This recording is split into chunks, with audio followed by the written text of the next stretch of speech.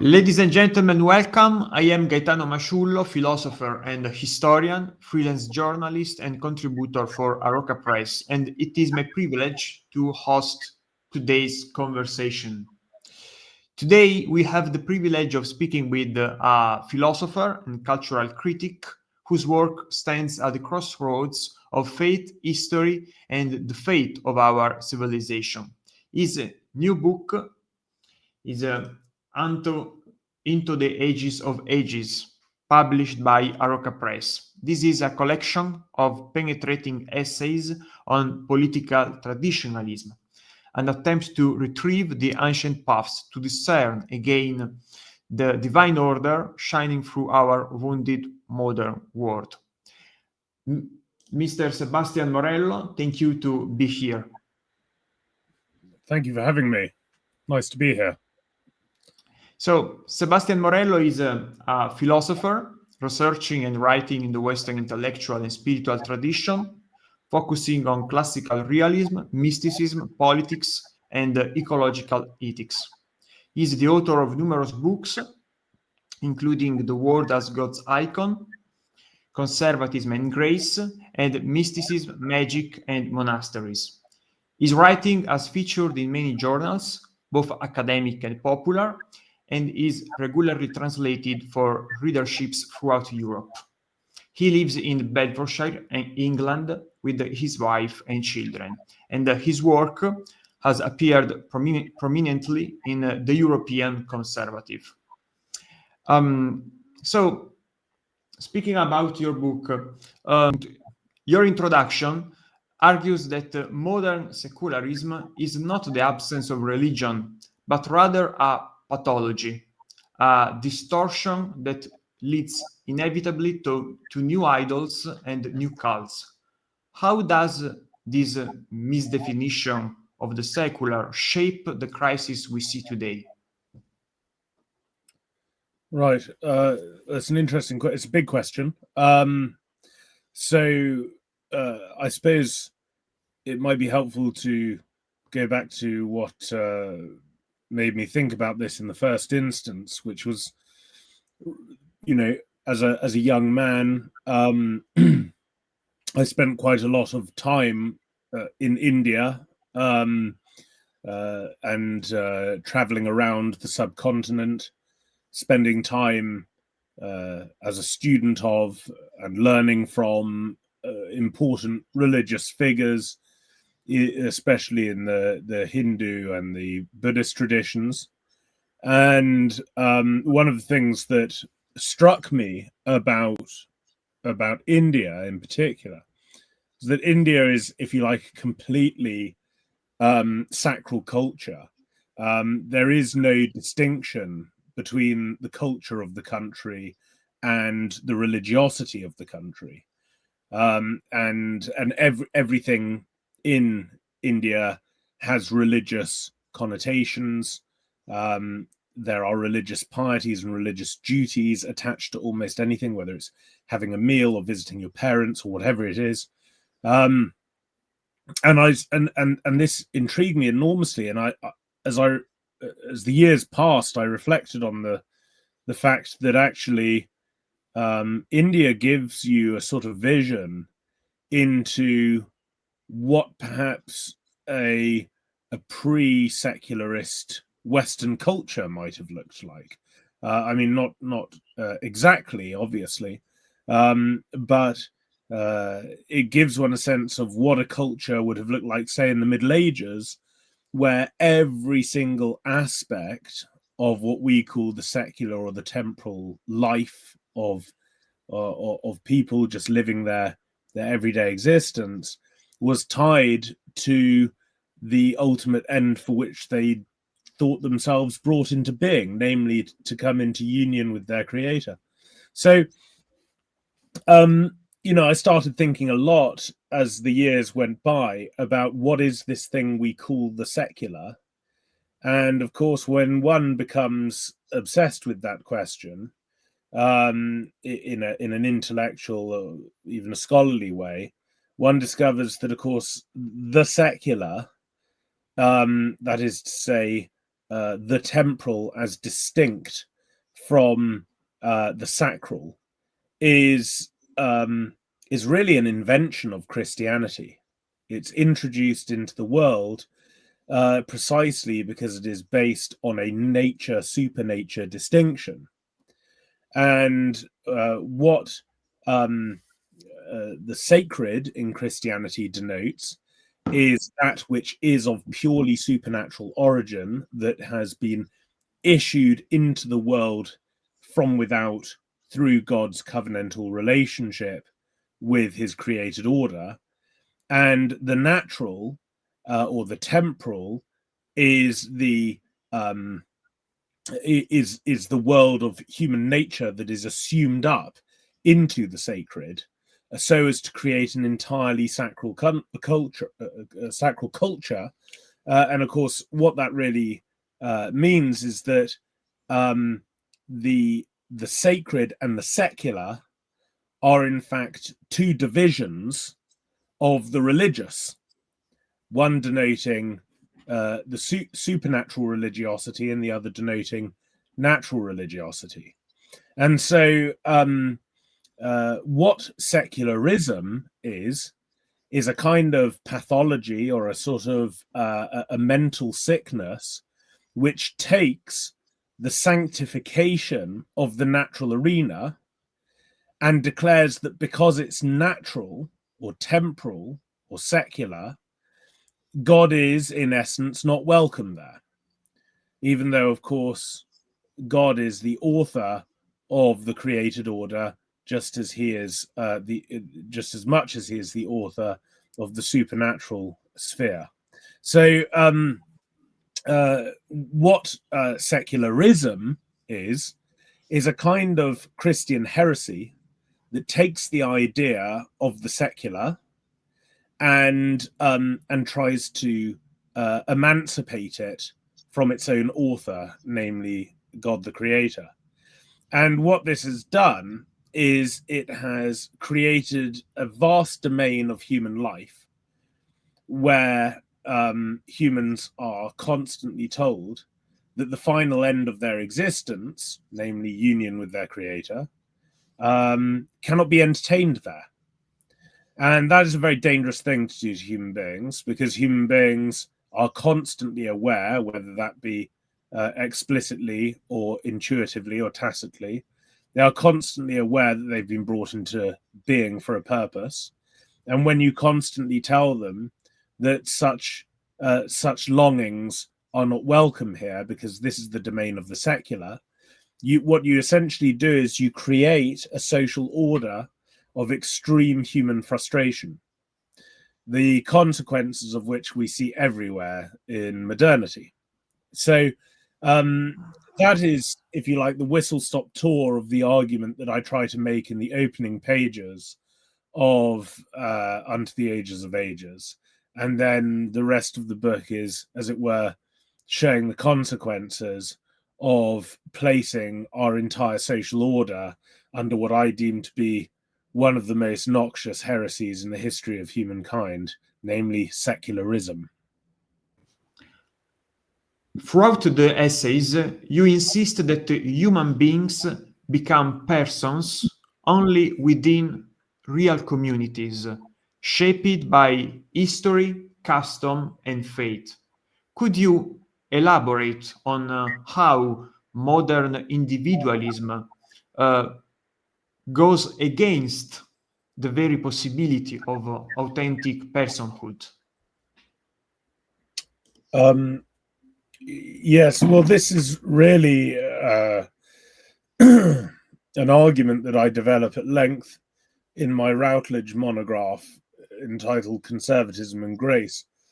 And then I pick up some of those themes in Onto the Ages of Ages. And the idea is essentially this, that we make a distinction between the human being and the human person in the abstract. The human being, the term, clearly denotes what we are according to our species kind, but the way that we use the word person is quite different. And in fact, the word person intrudes into our language in all kinds of sort of unexpected ways. We might talk about somebody treating us in an impersonal way, or we might talk about even going and visiting a house or an apartment and saying, there was no personality to the place. So the way that we use this phrase denotes something quite different to what we simply are according to our species category. The argument that I make in Conservatism and Grace, and this is very much following on from certain thinkers who I call to my aid. Martin Buber is one of the obvious figures who was developing this argument.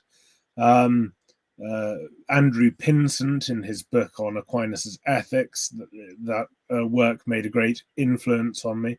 And probably most importantly, Robert Spamann's work, Persons, the Difference Between Someone and Something, that was translated into English and published by Oxford University Press. All of these thinkers are alluding to this distinction in various ways. And what we really seem to mean by person, in the various ways we use it, what seems to tie together these diverse applications of the term, is that person is actually a moral relation that exists between rational beings who can call each other to account. There's a wonderful phrase that one of my supervisors, Roger Scruton, used when talking about persons, in which he said that persons seem to stand like lodestars in a magnetic field between two rational agents, namely human beings. So another way to put all of this is that what we are is human beings, but who we are, that is really to speak about what we are as persons to each other. And that is really the distinctive feature of personhood that I'm trying to get at, which is that we are persons in as much as we are persons to one another. This is the I-thou interpersonal relatedness that Martin Buber was referring to in the famous work of that name. So what happens when you create a society that operates in a mechanistic way, in which all the power holders seem to be faceless entities who you cannot call to account and whom you don't know? You don't even know who they are. When we start to train everybody for utility so that they become interchangeable and replaceable and transferable units of production and consumption in a great complexus of essentially the endless development of commodities for the increase of wealth by a small number of power holders that become increasingly distant from the populace. What is this kind of trajectory that we're describing that seems to characterize modern societies, and that many great authors have been concerned about for over a century now? Well, it seems to me that what you're really getting there is something like the emergence of a new kind of slavery. It's not exactly chattel slavery, but it's slavery insofar as it depends on the ongoing process of intensifying and accelerating the eclipsing of personhood within society. That we are not unique, non-transferable, irreplaceable persons to one another, but we are the opposite. We are impersonal units of production and consumption.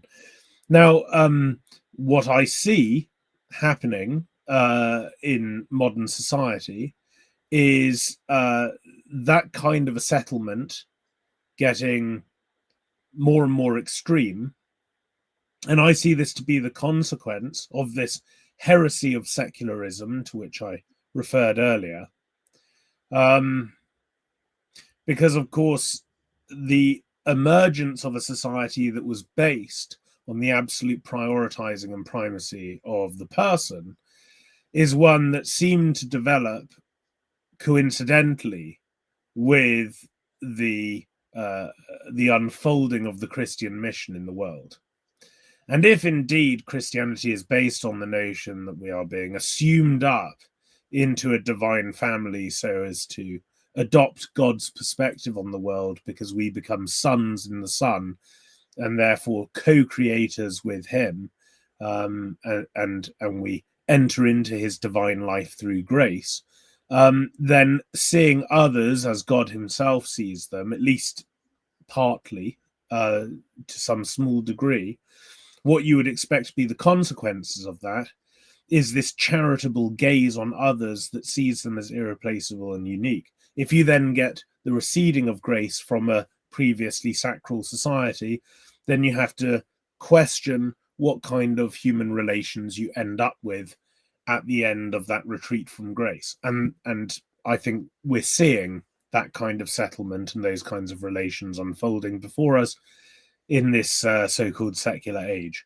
So that's what I really mean by the eclipsing of personhood, and why I suggest that a way to mitigate this move from a personal to an impersonal social order is the way to mitigate it is to retrieve some of the ways by which we became persons to one another in the past, like settling, like being connected to the landscape, developing traditions, having tight-knit families and deep friendship groups, inducting ourselves into the habits and the customs and the mores of our ancestors, so that we don't only see the people with whom we're surrounded as persons, but we recognize that we're in a stream of persons, and what we have we receive from our ancestors, and what we have we must foster and prepare to give to those who are yet to come in that kind of Burkean contract that is often referred to. That is how we mitigate the emergence of this new kind of slavery, and we become persons again in a much deeper sense. Very interesting. You wrote about a new public religion, commonly labeled woke, describing it as a misplaced but deeply religious drive impulse.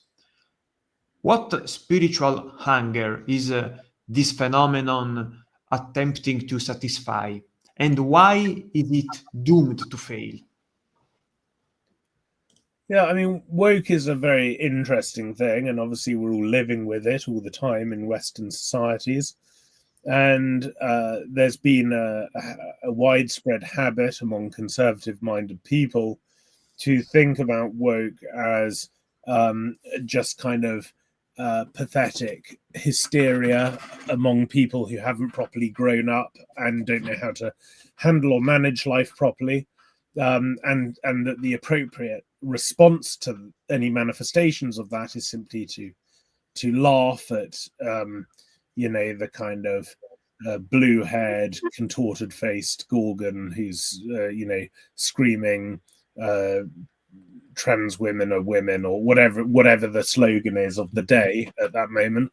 And whilst there is something both comical and tragic about such figures, I also think that is to not take seriously why this has emerged at this time in history. That there's been a whole load of questions about who we are, our identity, what a meaningful life is, where we should be going as nations, how we should understand our histories and reflect upon them. There have been a whole load of questions that have been excluded from the public arena as this kind of liberal ideology has taken over and said, well, no, all of those are kind of meta-historical, or dare I say religious questions. Really, the only questions we should be interested in is how to regulate property, how to institute law and order, if indeed that's necessary, and how to regulate or not regulate the market, and really everything else is up to your own interpretation, up to you. And obviously that liberal regime was never honest, because if you came up with the wrong answers or the wrong historiography or the wrong ideas about family planning or whatever it is, then you would find that the regime would come after you very aggressively.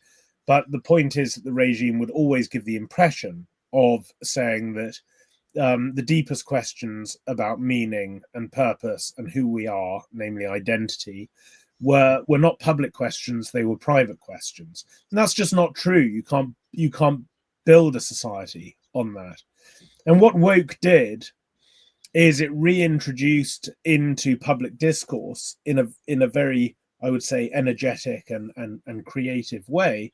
It introduced all of these questions, whether they were questions about how we're going to treat those who are purportedly on the peripheries of society, how we were going to understand our own historical relationship with slavery, and whether what's the right phrase that I'm looking for? Compensation for slavery was appropriate. Whether we had still a purpose as a nation, whether nations should be based on ethnic characteristics. All of these questions that used to be very normal questions, but were shut down by an increasingly aggressive secularist regime in the West, suddenly spilled out into the public arena through woke. And I think that woke was essentially the inevitable, frustrated response to constantly being told that these questions were forbidden.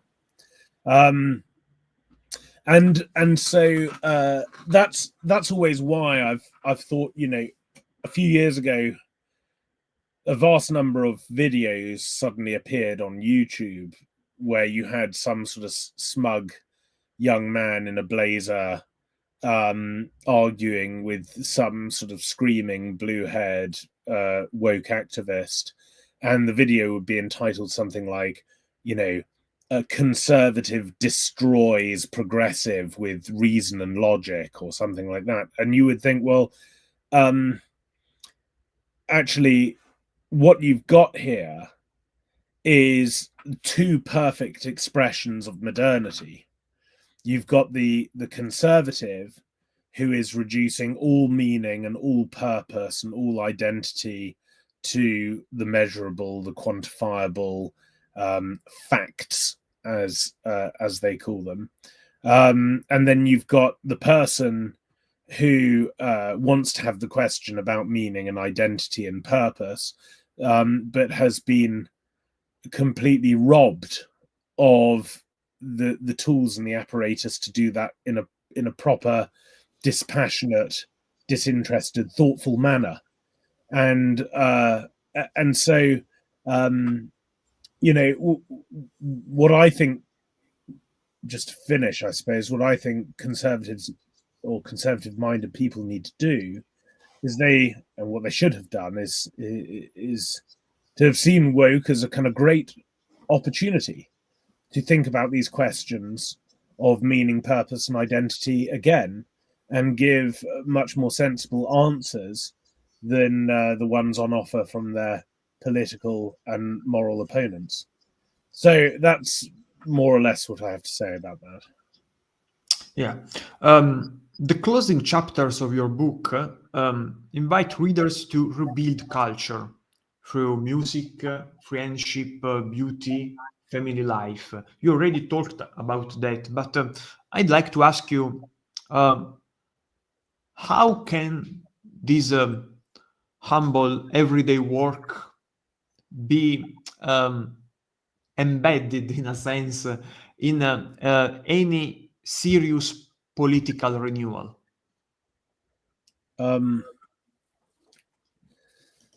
Well, I'm not in the business of policy drafting, so I'm not sure I can give you an answer of that kind. I suppose my point is really this, that a lot of my social and political philosophy has been concerned with what you might call the problem of deracination or uprootedness, what it means to suddenly find that you cannot depend upon a civilizational treasury from which to draw so as to know who you are, what your community is, what the purpose of your community is, what your traditions and your customs, your rituals, your sense making, all of these things that actually are key to living a sane and flourishing existence in this world. If all of that has been taken from you, and, this is the big question that haunts conservatism at the moment. And every 5 minutes, there's another article in some online journal saying, should we still call ourselves conservatives when there's nothing to conserve? This is the big question that's haunting the West at the moment. What do you do after there has been such a relentless program of deracination? And the answer that I try to give is that the antithesis of deracination is initiation. One has to reinduct himself back into his own civilizational inheritance, and that's a very difficult thing to do if it isn't just bestowed upon you and given to you by those who come before, as a civilization that really treasures its elders would do, for example. So in my own life, that has meant trying to get some property, build on that property, get married, have a bunch of kids, read some old books, some really challenging books, study Aristotle and Plato and Plotinus and Porphyry and Proclus and Iamblichus and then pick up the church fathers, and then pick up the medieval scholastics, and then pick up the great thinkers of the Renaissance. And I've tried to make the philosophical tradition my own, so that I don't have to wander about in the world confused and struggling to make sense of this world and this community in which I found myself. But I can say, oh, no, I understand that I am part of a much, much bigger story. And I understand that because I've inducted myself back into the shared mind of my civilization, and I've tried to understand something of its history. And you have to do that if you want to be a sane and flourishing person in this world, or you can just be like anyone else in our current societies. And our current societies are characterized by extreme frustration and trauma. And then you just have to make that your own and become somebody shaped by that. So, for those who are not attracted by late modern trauma and confusion, I try to offer something else. And, if you give people big political programs that they can unite themselves to, then you're giving people an unrealistic set of tasks ahead of them. But if you can give people humble suggestions, like learn their own musical tradition, read some difficult books, find yourself an ancient liturgy and worship your creator through that liturgy, through that ritual, reconnect with your landscape, learn how to hunt, learn how to do archery, learn how to fish, read some philosophy, learn some poems by heart, learn an instrument. If you can give people these things that by which they can say, yes, now I've taken something of my own birthright and made it my own. then you have some basic building blocks on which to start re-establishing your own civilization.